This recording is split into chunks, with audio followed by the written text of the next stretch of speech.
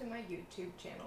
I'm Judith Patterson. I'm an independent Stampin' Up! Demonstrator in Texas, and today I'm going to show you how to make a cute little, like a matchbox type box.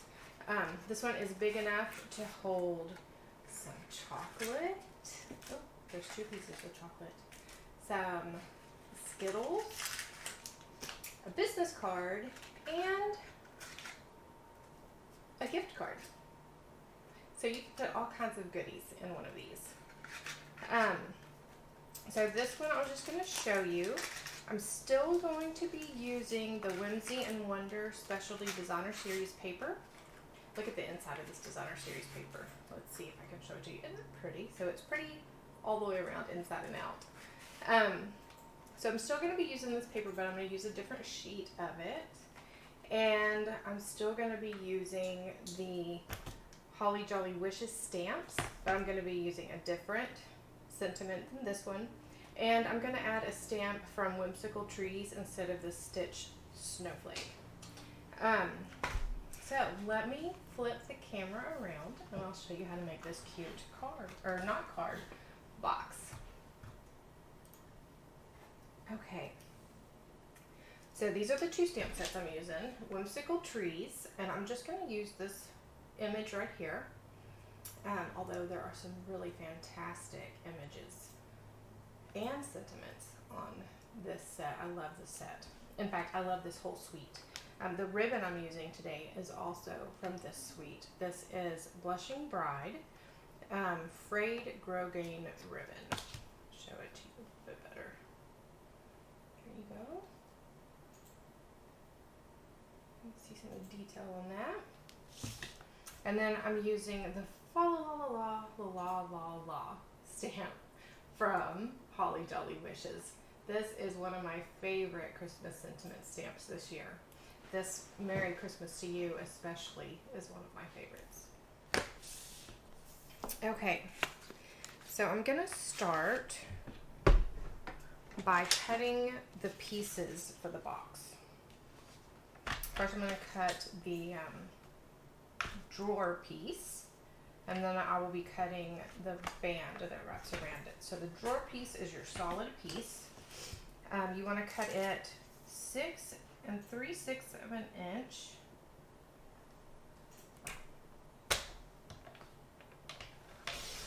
by 4 11/16 of an inch. So 1, 2, 3, 4, 5, 6, 7, 8, 11.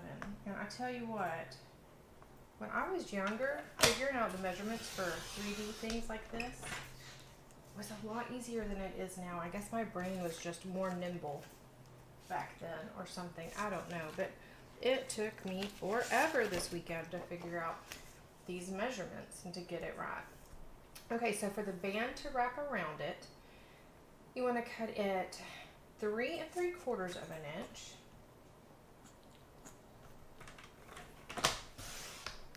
by 7 1/2 inches.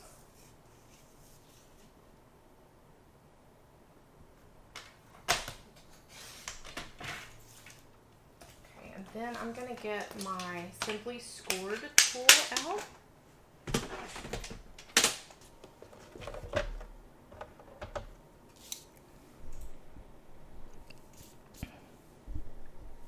And for the band, I'm going to score it at 1 1/4 inches, 3 1/2 inches, 4 3/4 inches, and 7 inches.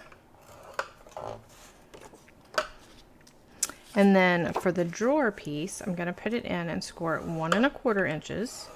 I'm going to turn it, score it again at 1 1/4 inches, turn it again, score at 1 1/4 inches, and then this last side is also going to be 1 1/4 inches.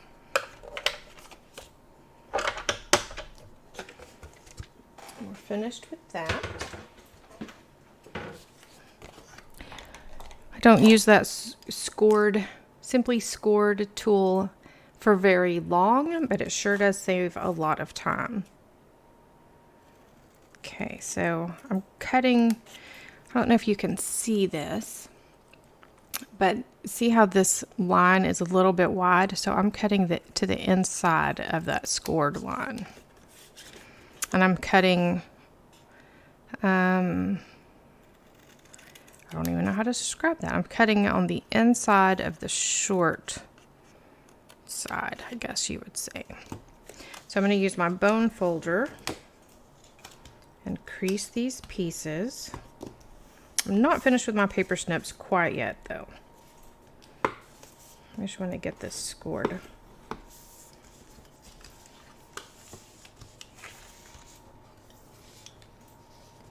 you see that Stampin' dimensional backing I just shoved to the side? I find those everywhere. So my stamp studio, or my craft studio, is connected to my house, but it's not part of my house.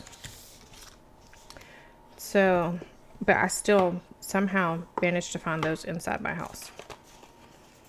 Okay. So now I'm going to take this and I'm going to cut, 1/4 of an inch, maybe a little bit more off. And I'm going to cut just a little bit of an angle off on the inside here.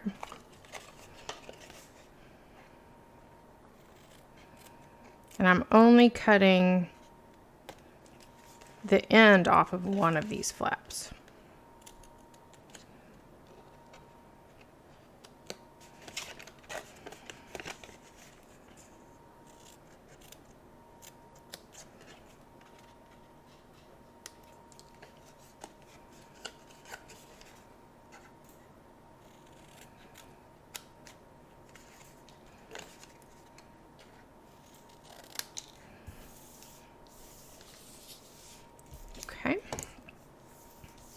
These cleaned off my desk. All right, now I'm gonna take my Stampin' Seal Plus. I'm gonna put Stampin' Seal on all of these tabs on the end here. And I did go a little bit over, so I'm just gonna curl that back. There we go. And I went over again, so I'm just folding it back.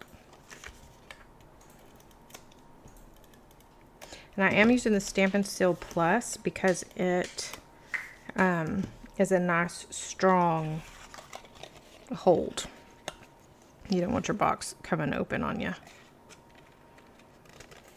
So I'm just gonna fold these in, make sure it's lined up nice and straight. And then stick these tabs down.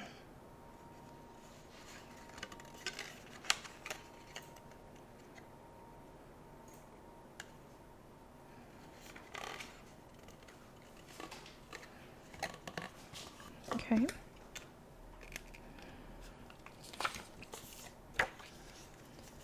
I'm gonna score all of, or not score, they're already scored, but I'm gonna crease all of these scored lines.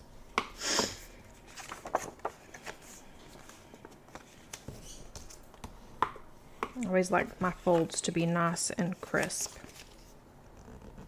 and straight. Okay, so now I'm going to take that Stampin' Seal one more time. It helps to take the lid off of it. Then I'm going to put this right on the edge here. In fact, I'm going to wrap it around my box to make sure I'm getting it not too tight, not too loose. Very nice. And pretty straight too.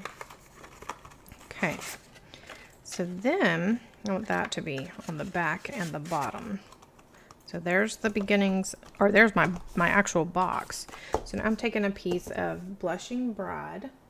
I'm going to take that Follow All the Law stamp, and this is Mossy Meadow ink. So I'm just going to stamp this on my Blushing Bride.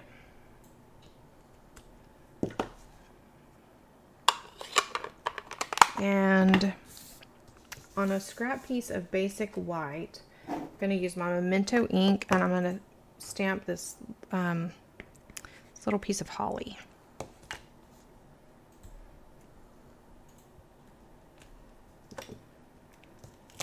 And you can see I accidentally, well, maybe you can see. I'll pull it up so you can see. So I goobered a little bit. And I got some ink down here where it didn't need to be. But that's okay because I'm going to use the die cut once I get this colored. And cut this out and you won't even be able to see that. It won't be on there anymore. So I'm using a Mossy Meadow. I'm using the dark Mossy Meadow Stampin' Blends to color the greenery here. I'm not going to color the berries because I'm going to use a little bit of bling on those.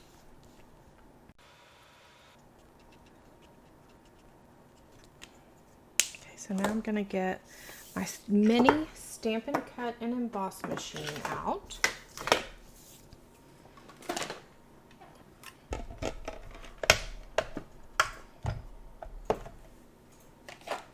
I'm using the base plate and the number 2 plate. Gonna put this on here, and then I'm getting this die from Christmas Tree Dies. And if you'll look, so this curved piece here, this little bloop bloop, that's what I look for, and I match that up with this leaf right here. It makes positioning this die really quick and easy. I'm going to put my other number 2 plate on top and just run this through really quickly. Then I'm going to grab that. Look at that. I didn't have it lined up right, but that's okay because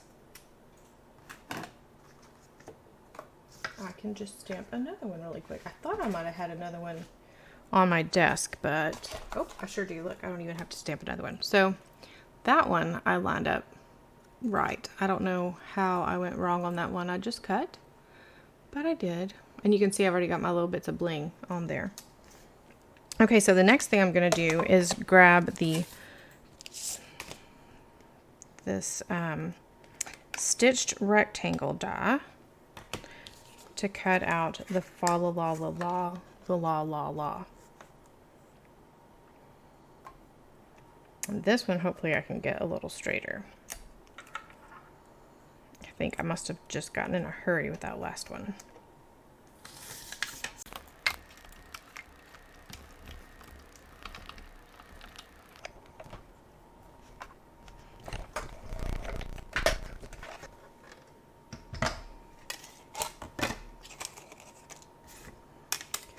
Fold this to the side. And so the next thing I want to do is pull that paper trimmer back out, and I'm going to cut a mat to set this on. So I'm going to use that Mossy Meadow. I had a piece left over that I believe will be pretty perfect. Oh yeah, this will be great. So I'm going to cut this piece 2 inches by 3 3/8 of an inch. So there's 3, there's a 1, 2, 3/8. And here's 2 inches.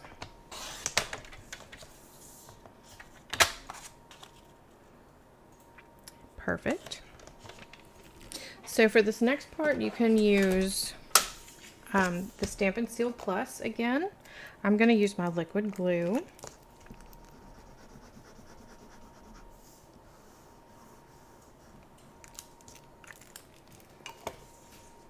I'm just going to center this pink piece right on top of this mossy green. So this is Blushing Bride and Mossy Meadow.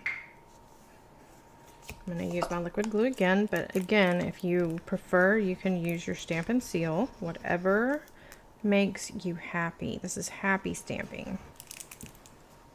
No stress allowed. Although I might stress a little if my glue runs out, huh? No, I won't stress. I'll just use my Stampin' Seal.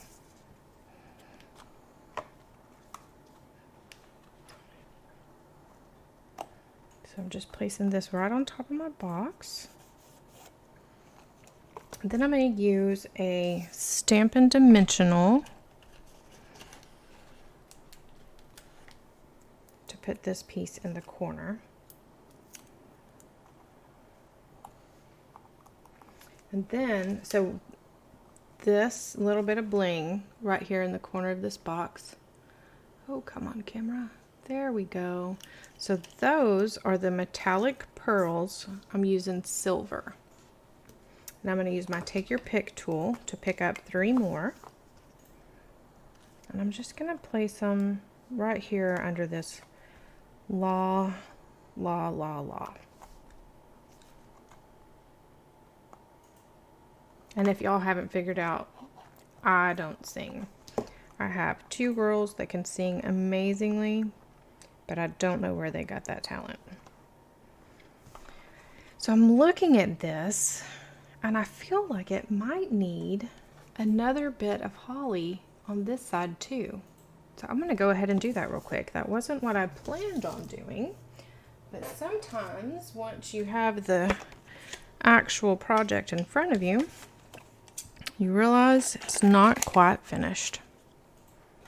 So I just cut this so that it'll fit through my mini Stampin' Cut and Emboss machine.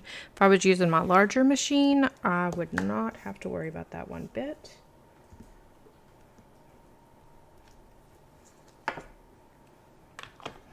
And you may have noticed I always store my ink pads upside down. So the Stampin' Up, the classic pads, they are designed to, so they flip when you open them.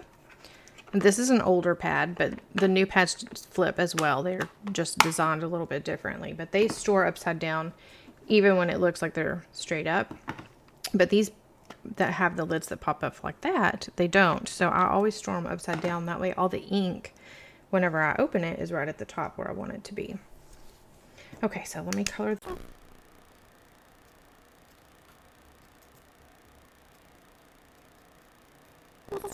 White cardstock.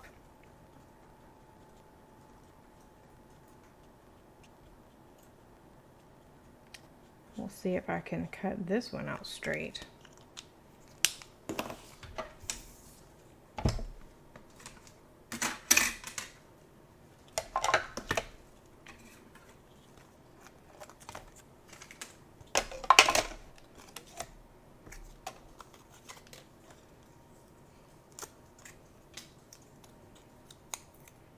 Okay, where's that piece I was showing you? There it is.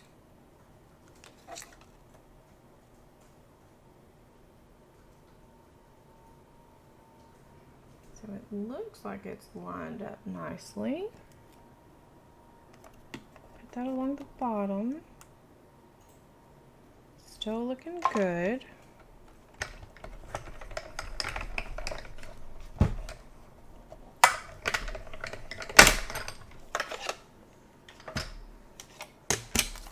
Perfect. Okay, so I'm gonna take 3 more of these little metallic pearls.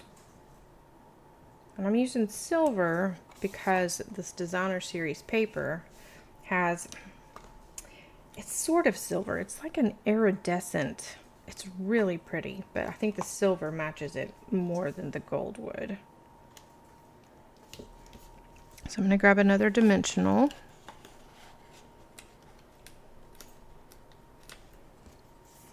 I'm going to place it on the back. And then all we need to do is add the ribbon. And we're all done. So I'm going to take about 1.25 inches, 1.5 inches. I'm not really measuring it out.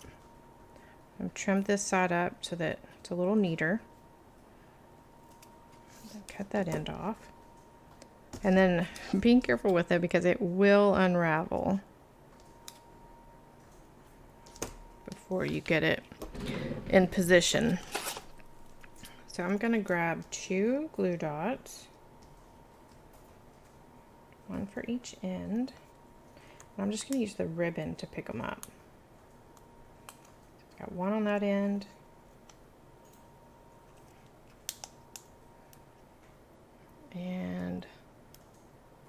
one on that end. So then I'm going to put this in the center of the drawer here.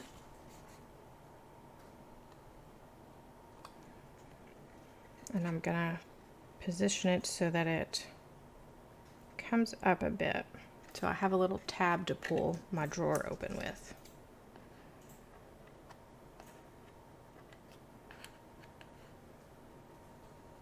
I don't usually use my paper snips to cut ribbon, but I guess it won't hurt every once in a while. And there we go, our finished box. You can give it a little nudge with this finger, or you can just pull it open with this here. And I wonder, no, they don't fit. But I think my glue, nope, it doesn't fit either. But you know, it does fit. You could put sponge daubers inside of it. That's a perfect fit.